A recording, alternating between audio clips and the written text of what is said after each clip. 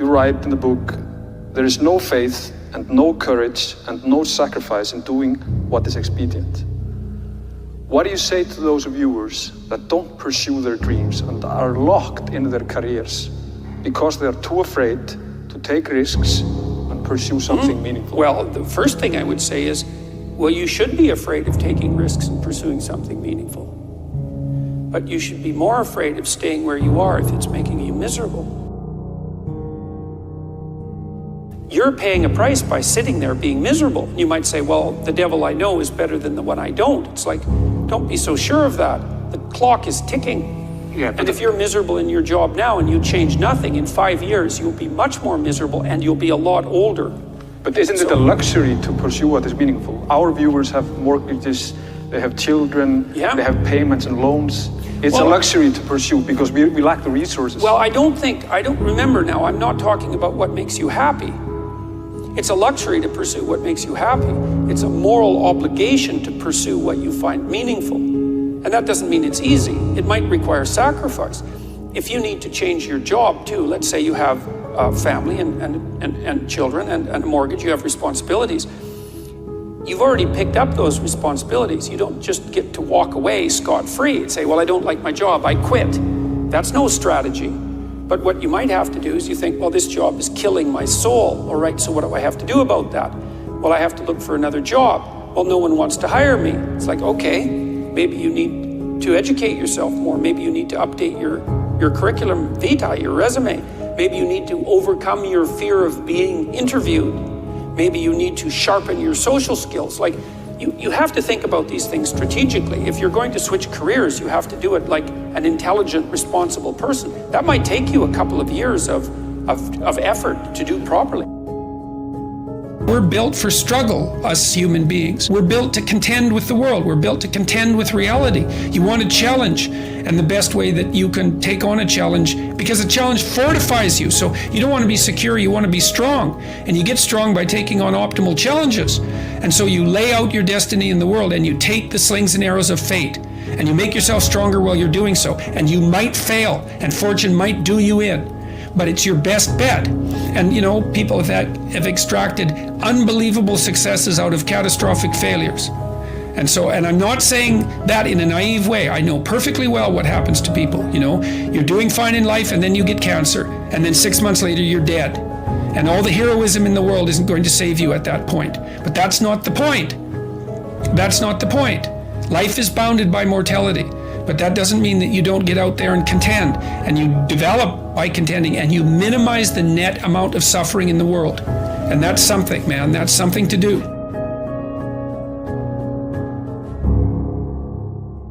Compare yourself to who you were yesterday, not to who someone else is today. Because you need to have a hierarchy of improvement. You need to be aiming for something, and that means you're going to be lesser than people who've already attained along that dimension. So the question is, who should you defeat in the final analysis? And the answer is, you should defeat your former self. You should be constantly trying to do that. And you're the right control for yourself too, because you're the one who's had all your advantages and disadvantages. And so if you want to compete fairly with someone, then you should be competing with you. If you're improving yourself, then what you are doing is competing with your lesser self. And then you might also ask, well, what is that lesser self?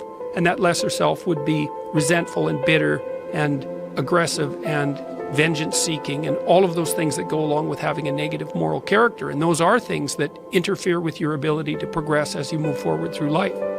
So it's very necessary to understand that this is why, you know, I've been stressing this idea of personal responsibility. It's like, well, personal responsibility is to compete with yourself, is to be slightly better than yourself the next day.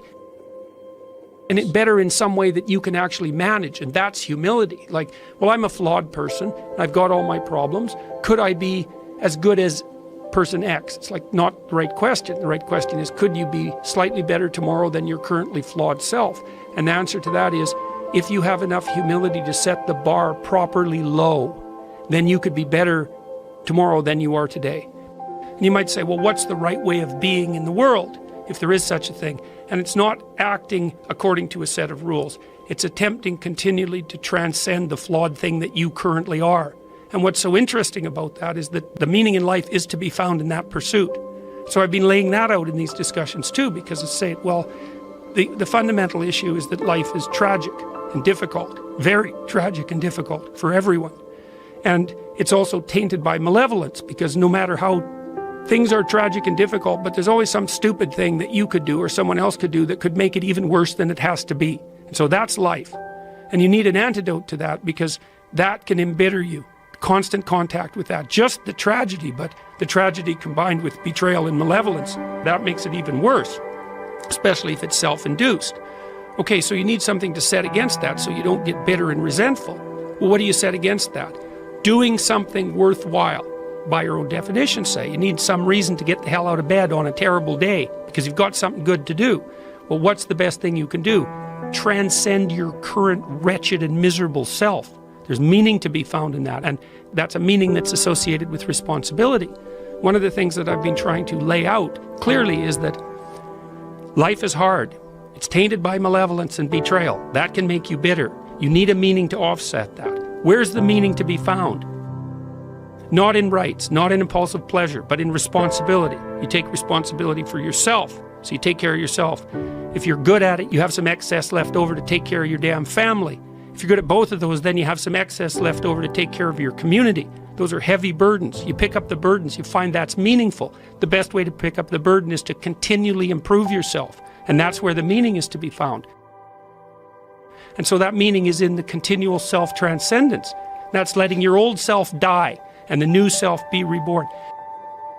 Even if things are going really well for you now, there's going to be a time in the future where things are rough. You know, you're going to be ill, family member's going to be ill, a dream is going to fall apart, you're going to be uncertain about your employment status. Like the flood is coming, right? The apocalypse is coming. It's always the case in life. And you have to be prepared for it. And the question is how to prepare for it. And the answer to that is to find a way of being that works even under the direst of circumstances. You've got the possibility to slowly raise yourself out of the mire. You've got the possibility to do just what the fighter does when he's defeated, which is to say, well, regardless of the circumstances that might have led to my defeat, like even if there were errors on the part of the referee, this is no time to whine about it. This is a time to take stock of what I did wrong so that I could improve it into the future. And that's the right attitude. The point is, your best strategic position is, how am I insufficient and how can I rectify that? That's what you've got. And the thing is, you are insufficient and you could rectify it. Both of those are within your grasp if you aim low enough. And I don't mean don't aim, and I don't mean don't aim up, but you have to accept the fact that you can set yourself a goal that you can attain, and there's not going to be much glory in it to begin with. Because if you're not in very good shape, the goal that you could attain tomorrow isn't very glorious. But it's a hell of a lot better than nothing, and it beats the hell out of bitterness, and it's way better than blaming someone else. It's way less dangerous. And you could do it. And what's cool about it, it's one step on a very long journey. And it starts to compound on you. So a small step today puts you in a position to take a slightly bigger step the next day, and then that puts you in a position to take a slightly bigger step the next day. And you do that for 2 or 3 years, man, you're starting to stride. I don't know how many people have come and told me, it's so strange. They said, well, I started making my bed and that made all the difference. It's like, well, yeah, you decided to aim up, man. And the first concrete instantiation of that was that you made your bed. And you think, well, that's nothing heroic. It's like, no, but aiming up is heroic. That's something. And then lowering yourself to the point where you're not above the mess in your room. You know, you're not superordinate to that. You lower yourself so that you straighten up. You're grateful for what you have right in front of you, and you take care of it and you put it in order. It's like all of a sudden things start to get better. And one of the reasons that audiences are responding to what I've been saying in my lectures and what I've been writing about is that I don't tell people that they're okay the way they are. No, I say, no, you could be way more than you are. And they're relieved about that, you see, because if you're in a dark and terrible place and someone says you're okay the way you are, then you don't know what to do about that. It's right. Like, no, I'm not. I'm having a terrible time and I'm hopeless. You're okay the way you are. Well, then what? That's it? That's where I am? And what do you want to tell a young person? You're 17. You're okay the way you are. It's like, no, you're not. You got 60 years to be better. And you could be way better. You could be incomparably better across multiple dimensions. And in pursuing that better, that's where you'll find the meaning in your life. And that will give you the antidote to the suffering. This is the trick, though. You have to pick a path of discipline. What path of discipline you have to pick is a different issue. So there could be a rule. The rule might not be follow this rule. The rule might be you have to follow some rules. So it's a meta rule. And the meta rule is you have to discipline yourself. And the issue is, well, how? That's not really the relevant question. You can pick a disciplinary path. That's why I often tell my clients, especially young people, they say, well, I don't know what to do. It's like, that's okay. Nobody does. Go do something. Do the best thing that you can think of. Put the best plan you have into practice. It's not going to be perfect, and it will change along the way. But it will change partly because you become disciplined pursuing the path. And as you become disciplined, you become wiser. And as you become wiser, you become able to formulate better and better plans. So you can start vaguely and confused and develop a plan that's not so great, and you start to implement it, and then you accrue incremental wisdom as you implement your flawed plan, and that enables you to fix the plan. And so that's part of that process of incremental self-improvement as well. Imagine you only have $100,000 to go buy a house. And so you go look at this house, and it's like, Jesus, this house, man, it's like it needs a lot of work. It's like, well, that's all you've got. Well, are you going to pretend that the house is okay the way it is? Or are you going to look for where it's rotten and where the plumbing doesn't work and where the stove doesn't work? You have to go and look and see where everything needs to be fixed. And that is harsh, man. And then in order to do that properly, someone has to have taught you, look, you aren't your problems. You're most fundamentally that which, if it confronts its problems, can solve them. And that's the hero myth in a nutshell, by the way. The hero is the person who confronts horrible, chaotic potential and tames it and makes something of it, right? That's the fundamental human story. But the problem is that you have to face what you don't want to face in order to fix it. So you look at all the things about yourself that need to be burned off, that need to be dispensed with. And that, man, especially at the beginning, especially if you're screwed up, that might be like 95% of you. It's not pleasant.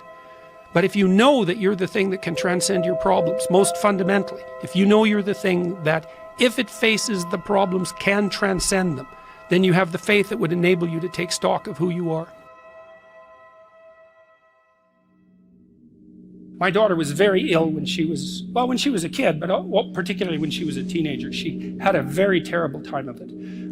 She had juvenile rheumatoid arthritis, and when she was between the ages of 14 and 16, it first destroyed her hip, which had to be replaced, and then it destroyed the ankle on her other leg, which had to be replaced. And she walked around for 2 years on broken legs, and she was taking massive doses of opiates and could hardly stay awake. And as a test of your faith, there's almost nothing that's more direct than a serious illness inflicted upon an innocent child, right? And so the chapter's a meditation on that, and also on, well, what to do in a situation like that, because everyone is going to have a situation like that in some sense, because you'll be faced with illness in the people that you love and in crisis. And so it's a practical guide to coping with those sorts of things. And one of the things you do when you're overwhelmed by crisis is you shorten your time frame. It's like you can't think about next month. Maybe you can't even bloody well think about next week, or maybe not even tomorrow.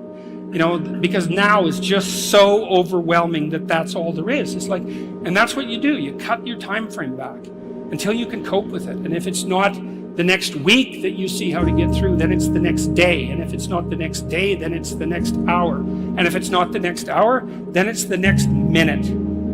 And people are very, very, very, very tough. And it turns out that if you face things that you can put up with a lot more than you think you can put up with, and you can do it without becoming corrupted.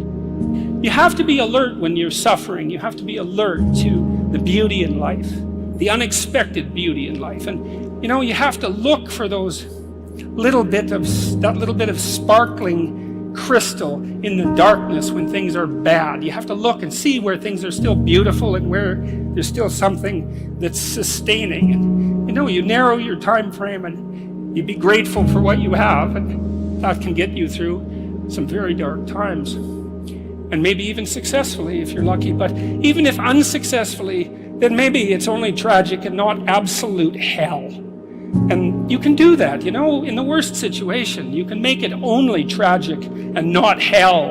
And there's a big gap between tragedy and hell. There's nothing worse at a deathbed than to see the people there fighting. The death is bad enough.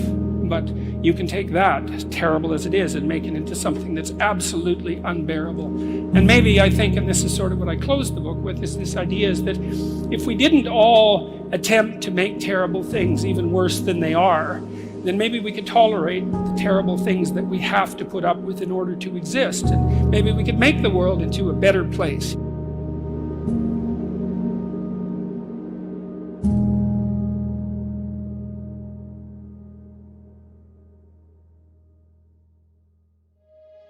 It's a constant storm to try to figure out what you're about, and you change.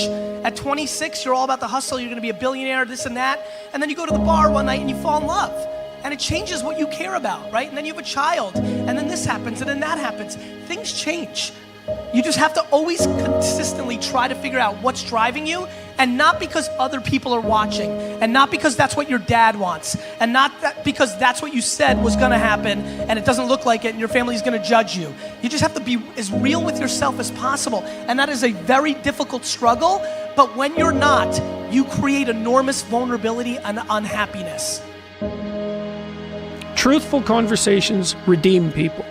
Because if you come to a clinical psychologist whose worth is salt, you have a truthful conversation. The conversation is, well, here's what's wrong with my life, and here's what caused it. You know, maybe it takes a year to have that conversation, and here's how it might be fixed. Here's what a beneficial future might look like. And so it's a completely honest conversation if it's working well. And all that's happening in the conversation is that the two people involved are trying to make things better. That's the goal. Let's see if we can have a conversation that will make things better. I think one of the factors in the resistance to these ideas of discipline and of taking responsibility for yourself is people recognizing that they're not doing that in their own lives, and they get upset, and instead of looking internally, they try to attack the thing that's upsetting them. They attack your message, they attack the philosophy behind it, rather than look internally and objectively and having some sort of introspective point of view where you go, okay, am I reacting to this because this resonates? Like I'm missing this aspect of my life? Does this diminish me? Or is this guy pointing something out that I can benefit from? Very few people are willing to do that. Very few people are willing to take that critical moment to look at their own behavior and look at their own thought process and wonder if the actual adverse reaction they have to this person's message is because they know that they're wrong. Start the process of becoming much more honest with yourself. It will help you make much better decisions, and it will help you in the long run. It may not taste as fun or as glamorous in the short term, but it will put you in a much better position. Stop doing the things that you know are wrong that you could stop doing. Right? So it's a fairly limited attempt. First of all, we're not going to say that you know what the good is or what the truth is in any ultimate sense.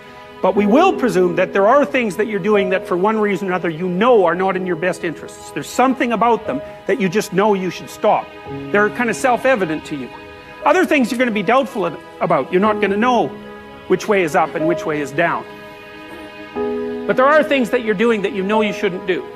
Now, some of those you won't stop doing for whatever reason. You don't have the discipline, or maybe there's a secondary payoff, or you don't believe it's necessary, or it's too much of a sacrifice, or you're angry or resentful or afraid, who knows. But there's another subset that you could stop doing. It might be a little thing. Well, that's fine. Stop doing it and see what happens. And what'll happen is your vision will clear a little bit. And then something else will pop up that you will also know you should stop doing and that you could stop doing.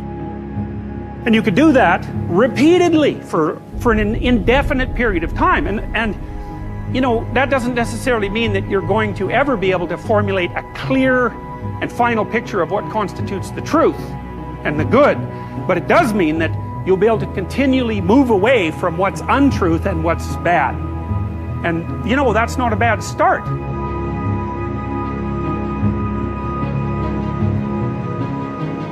Discipline, it does start with waking up early. It really does. But that is just the beginning. Discipline is the root of all good qualities. But you have to absolutely apply it to things outside of just waking up early. It's everything. It's working out every day, making yourself stronger and faster and more flexible and healthier.